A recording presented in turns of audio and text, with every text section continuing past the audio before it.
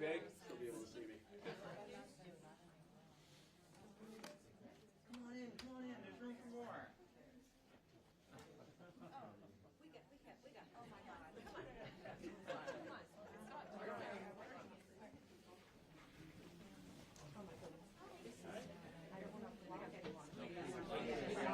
On the way.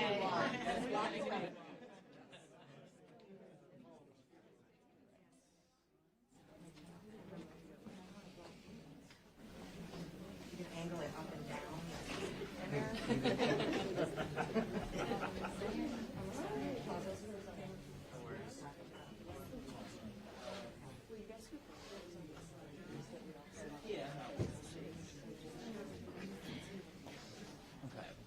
All right, excellent.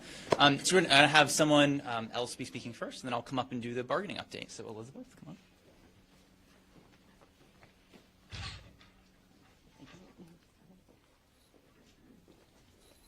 I have to say this is the first time doing this, so bear with me.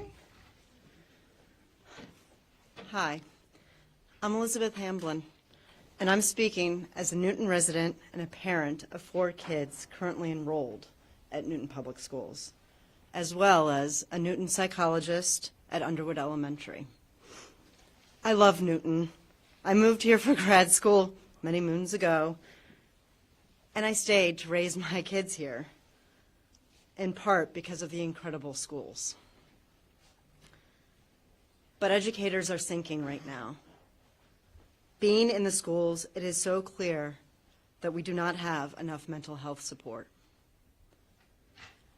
I am hired as a school psychologist for 3 days a week in my elementary school. We also have a half-time social worker. It's a relatively small school, and yet with my testing caseload for individual education programs, I do not currently have time to meet with general education students for counseling. I often already work unpaid 1 to 2 extra days a week to meet the mandated timelines for IEPs.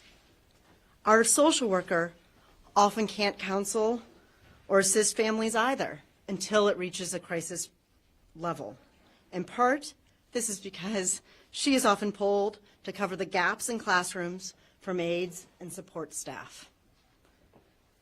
Finding quality aides, behavioral therapists, and subs is hard across the country right now. It's even harder in a district that isn't matching levels with those districts around us.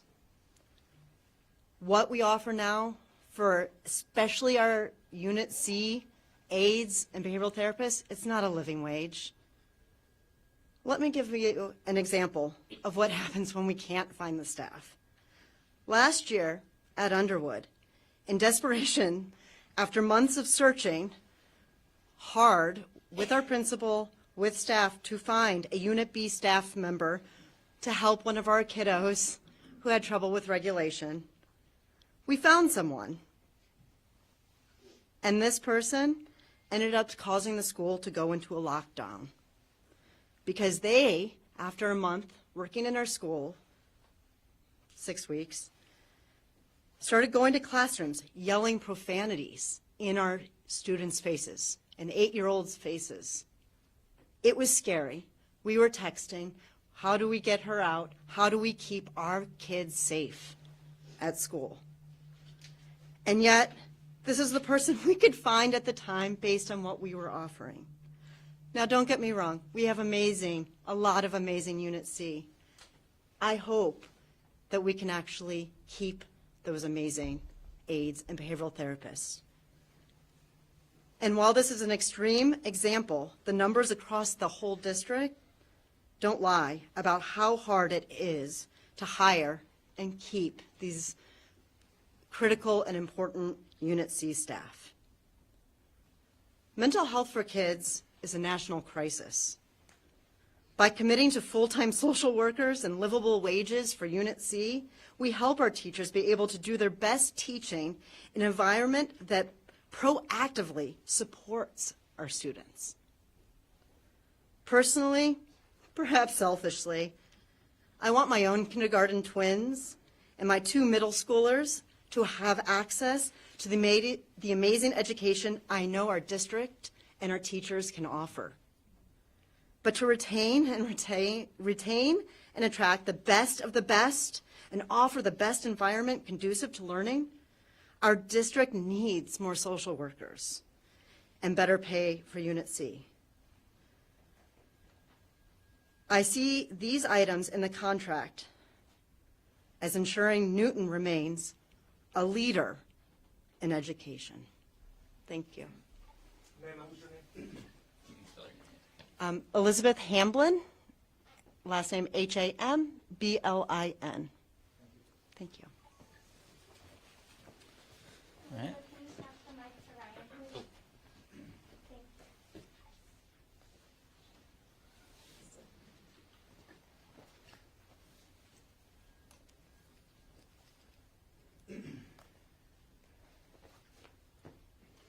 All right. My name is Ryan Normandin. I'm a member of the negotiations team. Today, the school committee told us what we have always known to be the case, that they will no longer be bargaining with us. They are done. We remain steadfast in our commitment to get this contract settled and are prepared to work through the night to make sure that happens. And today, the school committee and the city council showed that even after 16 months of bargaining, after 12 days of a strike, they still don't understand who we are. They believe that if they can convince our bargaining team of over 20 Newton educators to shake hands with Mayor Fuller and Chris Bretsky, then the contract is settled. That is not true. It is all 2,000 of our members who need to vote to approve any contract that we negotiate. And our educators will not ratify the agreement that the school committee put on the table tonight. We want nothing more than to be back in our classrooms with our students. But let us be very, very clear. To go back without these most basic of needs met means that the current crisis in the Newton Public Schools will continue. And the impacts of that crisis will have lifelong consequences for the students and for the future of this city.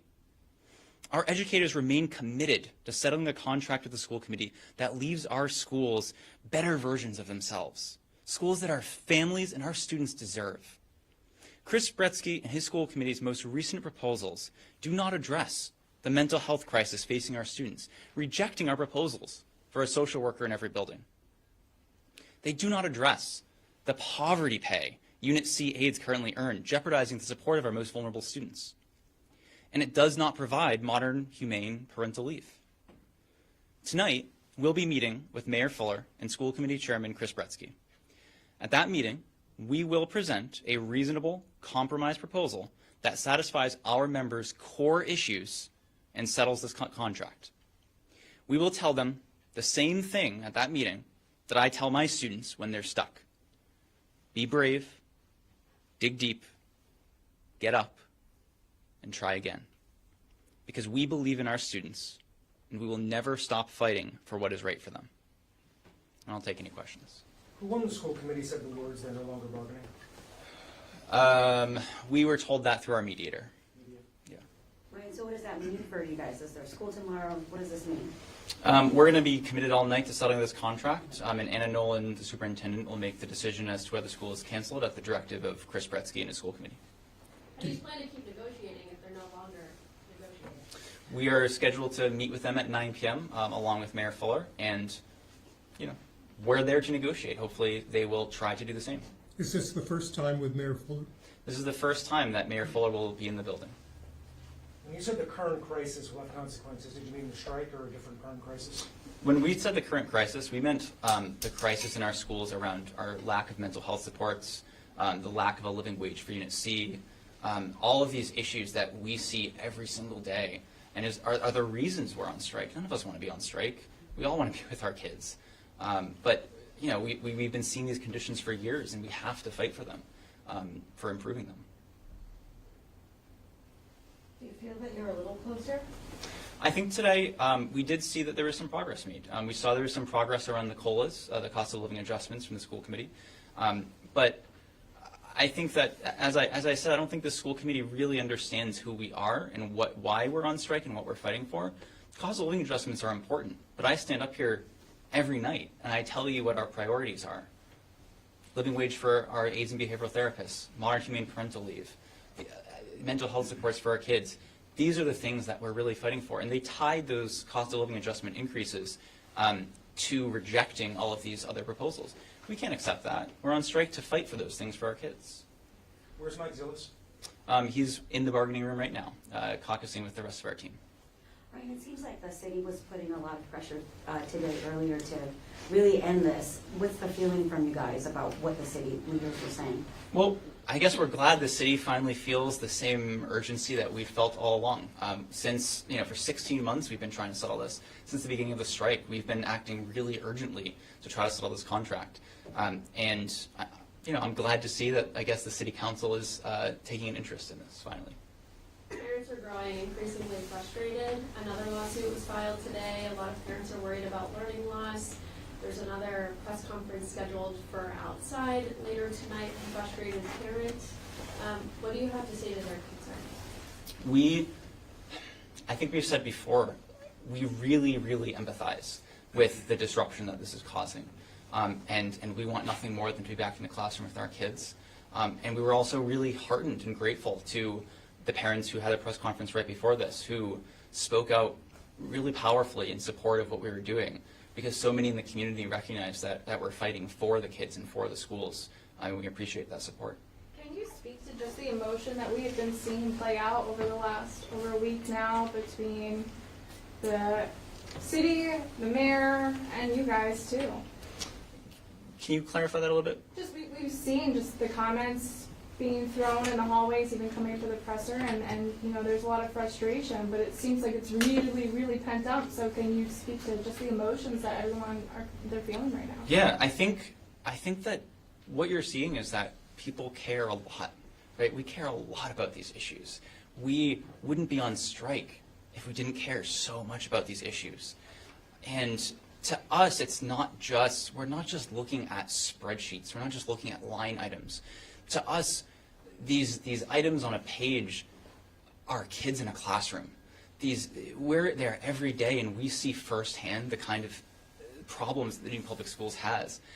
And I don't think we can really blame anyone for expressing for feeling so strongly about that, because we see it every day, and the school committee and the mayor just don't seem to understand what's really going on in the schools. But from the parent perspective, you feel like they're running on empty in terms of how much continued support they can give because they see their kids, or sad because they want to support you, but they also want to go back to school? I think there's a lot of people up here who are parents who are very supportive of what we're doing and very much want to go back to school. We get that. We do. And all I can say is every day when we're out there, we're rallying, we're marching, the honks haven't stopped, the support hasn't stopped, the parents joining us at our rallies hasn't stopped. We feel that the community is still behind us because they know that we're fighting for the right stuff. We're fighting for our kids, we're fighting for our educators, we're fighting to give them the schools that they deserve, their students deserve. Is the money still about $20 million off of the life of contract? I believe after today, I think we're down to around $14 million. And in this new proposal that you're going to give them tonight, did you say 9 o'clock? 9 o'clock. Is that still around 14, or is that going lower? Or is We're crafting it right now, so I don't have a number for you yet. Will there be more announcements later tonight? If there's any interesting developments, we'll have announcements for you. We'll see what happens at that meeting at 9 p.m. Is that? Thank you. Awesome. Thanks, everyone. Thanks, guys. You were great. Thanks, Ryan.